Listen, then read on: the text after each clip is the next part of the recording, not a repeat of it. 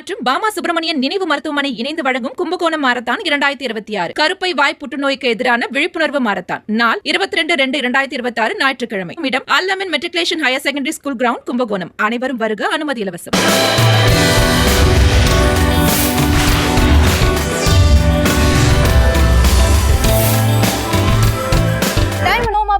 வழங்கும் ருசிக்கலாம் வாங்க.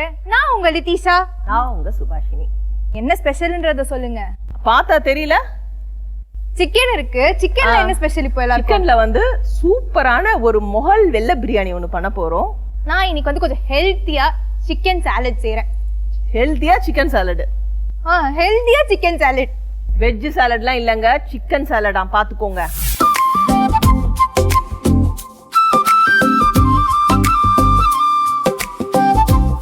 So stove on பண்ணியாச்சு. நம்ம பிரியாணிக்கு பாத்திரம் வச்சாச்சு.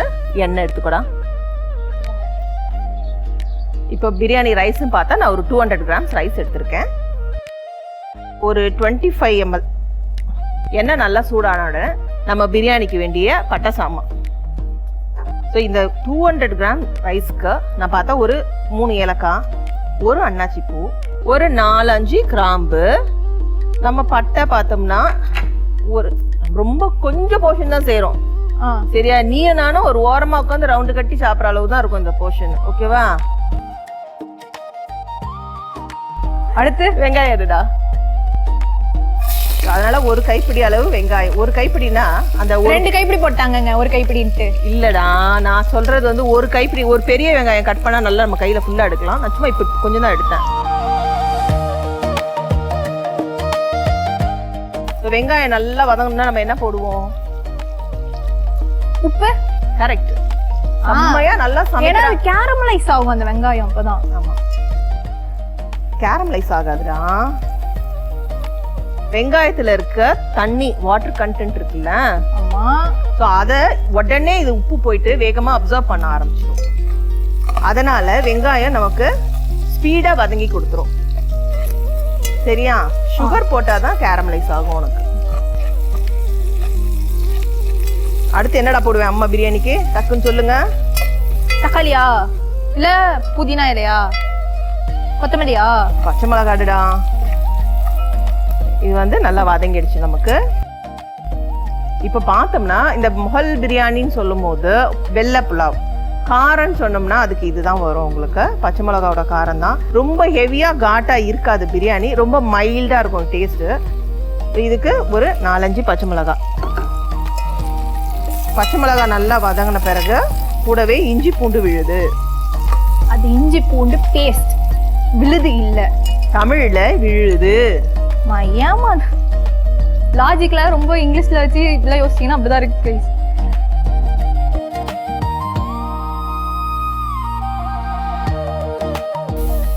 சரி, அடுத்து என்னம்மா? நல்லா வதக்கி கொடுத்துடலாம். கூடவே புதினா.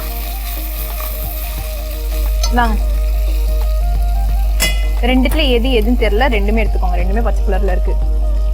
புதினா கேட்டா கொத்தமல்லியும் சேர்த்து கொடுத்துட்டு ரெண்டுத்துல எதுனே தெரியலையா. இவங்க சாலட் பண்ண போறாங்க, சாப்பிட போறீங்க. ரொம்ப கஷ்டம். நான் நல்லா இருக்குங்க. அதுல இந்த புதினா கொத்தமல்லி பிரச்சனை எல்லாம் இல்ல. கொஞ்சம் போல.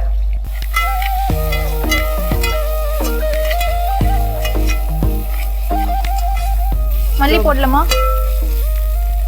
ஆமா, இது புதினா கொஞ்சம் வதங்கின பிறகு கொஞ்சம் போல மல்லியும் சேர்த்து போட்டுருவோம். இதுவும் கொஞ்சம் தான் போட்டிருக்கேன் நானு. இப்போ இது கூடவே நம்ம சிக்கனை சேர்த்து விடலாம். சிக்கன் எடுங்க. சிக்கன் இதுல நிறைய இருக்கு. நான் இதுல கொஞ்சம் போல போட்டுக்கிறேன். கொஞ்சம் இப்போ 200 ரைஸ்க்கு 200 கிராம் சிக்கன் போட்டாலே போதும். ஸோ அப்போ சிக்கனும் பிரியாணியும் ஈக்குவல் அமௌண்ட்ல இருக்கணும். பிரியாணினா ரைஸ் கரெக்டாமா? ஆமாடா, கரெக்ட். ஆனா போர்ஷன் நிறைய ரைஸ் போறப்போ 1 கிலோ ரைஸ் போட்டோம்னா 1.5 கிலோ சிக்கன் கண்டிப்பா போடணுங்க நீங்க. அப்பதான் அந்த டேஸ்ட் இன்னும் நல்லா இருக்கும். ஃப்ளேவர் அந்த மீட்டோட ஃப்ளேவர் நல்லா இறங்கி இருக்கும். தயிர் இவங்களுக்கு புலாவ் செய்ய, அதாவது முகல் பிரியாணி இவங்களுக்கு செய்ய தெரியும், எனக்கு நல்லாவே தெரியும். ஆனா தயிர் எல்லாத்தையும் எடுத்து ரெடியா வச்சிருக்காங்க பாருங்க. பார்த்தீங்களா?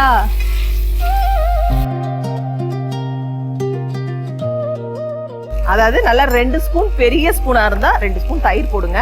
இந்த பிரியாணியோட ஃப்ளேவரே அந்த தயிர்ல அந்த சிக்கன் வேகிறது தான்.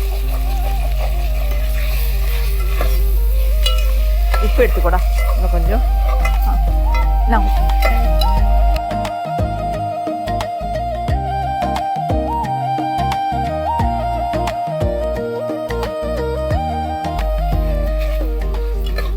தாராளமா இருக்கும். அந்த 1 ஸ்பூன் உப்புல 200 கிராம்ஸ் தாராளமா வேகும். கரெக்டா இருக்கும் உங்களுக்கு.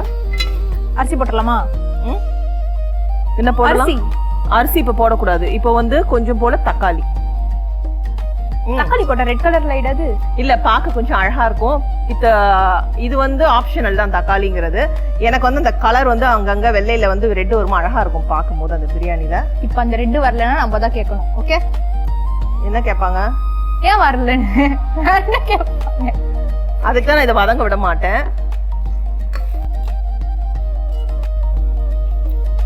அவ்வளவுதான், இது அப்படியே இருக்கட்டும். இது கூடவே கொஞ்சம் தண்ணி மிக்ஸ் பண்ணி விட்டுருவோம். தண்ணி அளவு பார்த்தோம்னா, நான் இந்த 1 பவுல் ரைஸ் எடுத்திருக்கேன். இதுல நான் ஒரு 1.25 பவுல் தண்ணி ஊற்ற போறேன். ஏன்னா சிக்கன் வந்து ஃபுல்லா தண்ணி வந்திருக்கு. அதை கணக்கு பண்ணி 1.25 சொல்றேன். ப்ரெஷர் குக்கர்ல வைக்கிறவங்க 1 பவுல் ரைஸ்க்கு 2 பவுல் தண்ணி ஊற்றலாம்.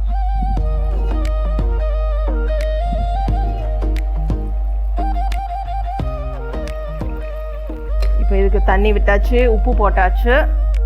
இத ஒரு தட்டு போட்டு மூடிடலாம். எலுமிச்சம்பழம் புளியில கடைசியா கொதி வந்த பிறகுதான் நான் எலுமிச்சம்பழம் புழிவேன். ஓகே, எலுமிச்சம்பழம் எதுக்கு புழியறதுங்கிறத ஒரு சின்ன பிரேக்குக்கு அப்புறம் பார்ப்போம். பண்ணலாமா? பண்ணுங்க.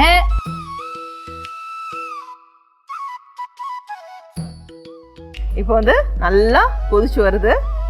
நம்ம அரிசி 200 கிராம்ஸ் அரிசி, அதாவது அந்த 1 பவுல் ரைஸ் இதுல போட்டுடலாம்.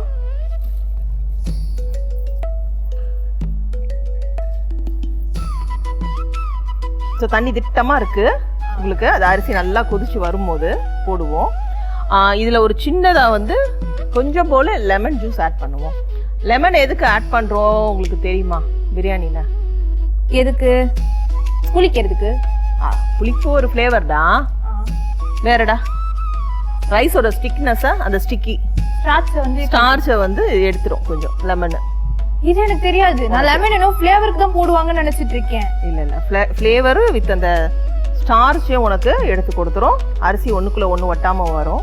நார்மலாவே ஒயிட் ரைஸ் வடிக்கும் போதே நீங்க கொஞ்சம் லெமன் போட்டுட்டு உதிரியா வடிக்கணும் பாருங்களேன். அரிசி ஒட்டாத அழகா உதிரியா வரும் உங்களுக்கு. நோட் பண்ணிக்கோங்க. இதெல்லாம் ட்ரிக்கு. கொஞ்சம் லெமன். பிரியாணியோட டேஸ்ட்டை கொஞ்சம் டெவலப் பண்ணணும்னா என்னோட ஸ்டைல்ல நான் வந்து சுகர் ஆட் பண்ணுவேன். ஸோ அப்போ அந்த டேஸ்ட் ரொம்ப கொஞ்சம் தான். நீங்க நிறைய போட்டு சக்கரை பொங்கல் ஆக்கிடாதீங்க.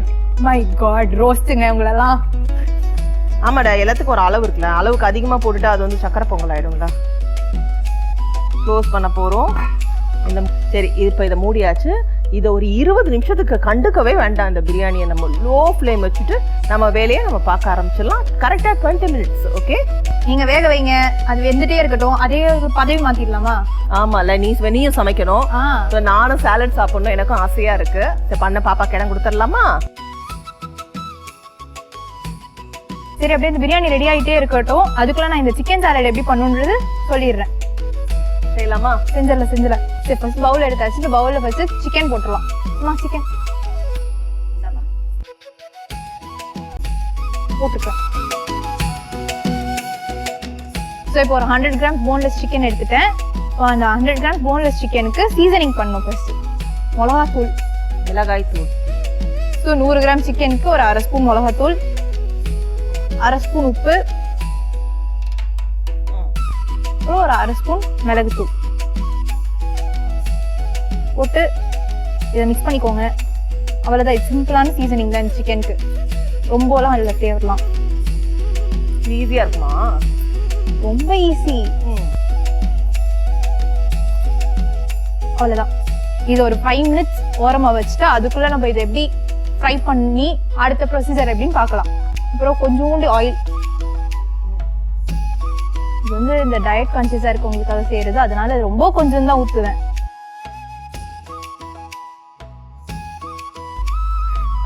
இதை போட்டு இந்த சிக்கனை ஃப்ரை பண்ணிக்கலாம். 100 கிராம்ஸ் சிக்கனை 2 ஸ்பூன் ஆயில் ஊற்றி இதை ஃப்ரை பண்ணுறோம். உப்பு, மிளகாத்தூள், பெப்பர், ரொம்ப சிம்பிளாக வெறும் 3 இன்க்ரீடியன்ஸை போட்டு சிக்கனை ஃப்ரை பண்ணுறோம். ஸோ இந்த சிக்கனை வந்து ஒரு 10 to 12 மினிட்ஸ் லோ ஃப்ளேம்லேயே ஸ்லோவாக ஃப்ரை பண்ணுங்க.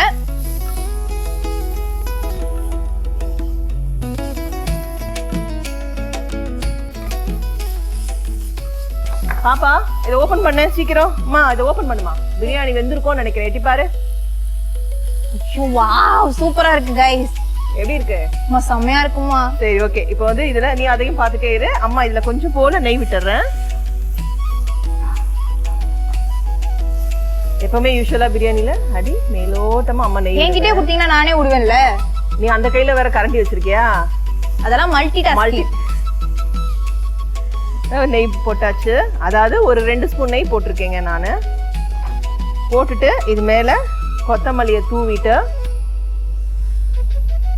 புதினா இல்ல புதினா தூவ மாட்டேன், கார்னிஷிங் கொத்தமல்லி தூவிட்டு ஸ்டவ் ஆஃப் பண்ணிடுறேன். ஸ்டவ் ஆஃப் பண்ணி அப்படியே மூடி அந்த ஹீட்லயே மறுபடியும் ஃப்ளேவரை இறங்கி விட்டுருங்க. பிரியாணி நம்மளோட முகல் சிக்கன் பிரியாணி ரெடி ஆயிடுச்சு. உங்க பதவி வந்தோடனே நான் தான் இந்த இடத்தையும் சொல்லணும், இந்த இடத்தையும் சொல்லணும்.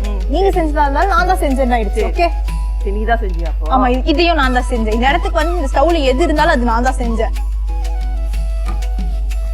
ஸோ ஓகே, இந்த சிக்கன் வந்து இது கொஞ்சம் டோஸ்டடா தெரியணும், அதனால ஃப்ரை பண்ணிட்டே தான் இருக்கணும்.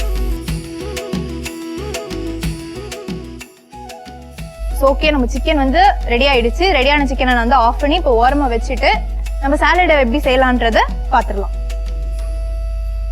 சாலட் பெரட்டுறதுக்கு இந்த பவுல் எடுத்துக்கோங்க. நல்ல பெரிய வைடான பவுலா எடுத்துக்கோங்க. ஃபர்ஸ்ட் பேஸ் வந்து லெட்யூஸ். பார்க்க முட்டைகோஸ் மாதிரியே இருக்கும், ஆனா இது வந்து தனியா ஐஸ்பர்க் லெட்யூஸ் நீங்க போய் வாங்கணும்.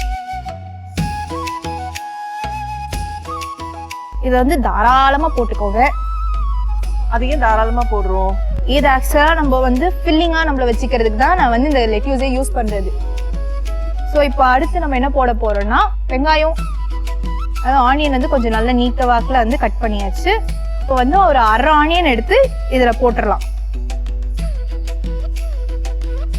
சிலருக்குலாம் ரொம்ப ஆனியனியா இருந்தால் பிடிக்கும், அந்த மாதிரிலாம் இருப்பீங்க. அதெல்லாம் வந்து உங்கள் தாராள டேஸ்ட்டை பொறுத்து போட்டுக்கோங்க. அடுத்து வந்து டொமாட்டோ நீட் வாக்கில் நான் கட் பண்ணி வச்சிருக்கேன். ஸோ கொஞ்சம் நல்ல ஒரு அரை தக்காளி நான் போட்டிருக்கேன், அரை சின்ன தக்காளி. அடுத்து இந்த சிக்கன் நம்ம இப்போ போட்டுடலாம். நம்ம ஆல்ரெடி ரெடி பண்ண சிக்கனை தூக்கி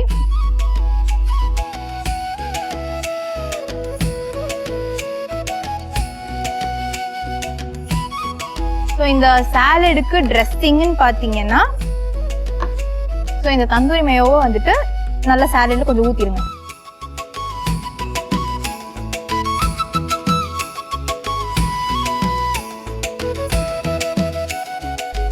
அவ்வளோதான், நம்ம சாலட் ரெடி ஆயிடுச்சு.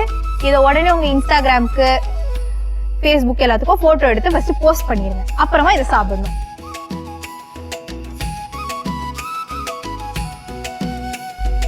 நம்மளோட பிரியாணி அப்பவே ரெடி ஆயிடுச்சு. வாவ், பார்க்கவே சூப்பரா இருக்கேன். ஆமா, எப்படி இருக்கு பாரு. அம்மா வெள்ளையா இருக்கும், நீங்க கலர்ஃபுல்லா இருக்கு. ஆஹா, வெள்ளை தான். ஆக்சுவலி என்னன்னா அந்த கிரீனிஷ் வந்து அந்த புதினா கொத்தமல்லி அதோட ஃப்ளேவர் தான் இருக்குமே தவிர நம்ம எக்ஸ்ட்ரா எந்த கலரும் எதுவும் யூஸ் பண்ணல இதுல. இல்லம்மா, அதுலயே வந்து செம்மையா இருக்கே, பார்க்க வைப்ரண்டா. இப்பவே எடுத்து சாப்பிடணும் போல இருக்கு.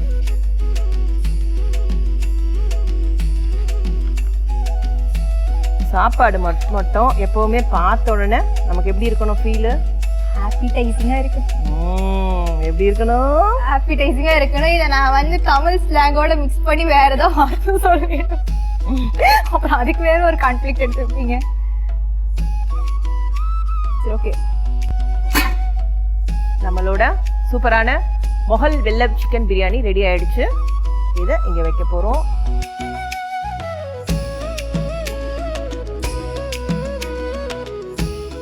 இப்போ வந்து நம்ம இந்த பிரியாணியை யார் சாப்பிடுறது?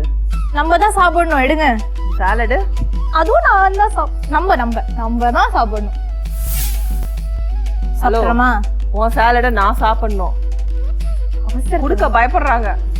நல்லா இருக்கும். வாங்க இந்தாங்க, மாத்துங்க மாத்துங்க மாத்துங்க மாத்துங்க. இது நீ சாப்பிட்டு பாரு.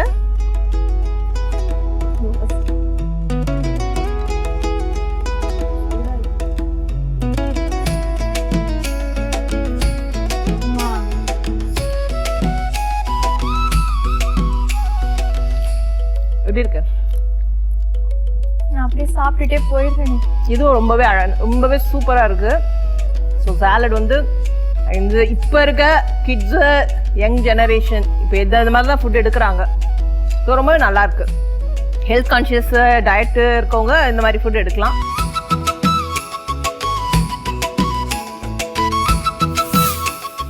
ஸோ இதே மாதிரி உங்களுக்கு நிறைய புது புது ரெசிபிகளோட வரும் வரை until then bye from Lithisha and Shubha. இது டைமண்ட் ஹோம் அப்ளையன்சஸ் வழங்கும் ருசிக்கலாம் வாங்க. ருசிக்கலாம் வாங்க பரிசு போட்டிக்கான கேள்வி. இன்றைய நிகழ்ச்சியில் முகல் பிரியாணியின் ஃப்ளேவர் எதில் இருக்கிறது என்று திருமதி சுபாஷினி கூறினார். இந்த கேள்விக்கான சரியான பதிலை 15 நிமிடத்திற்குள் அனுப்பும் முதல் 10 நபர்களில் ஒரு நபருக்கு டைமண்ட் ஹோம் அப்ளையன்சஸ் வழங்கும் ஒரு பரிசு காத்திருக்கிறது.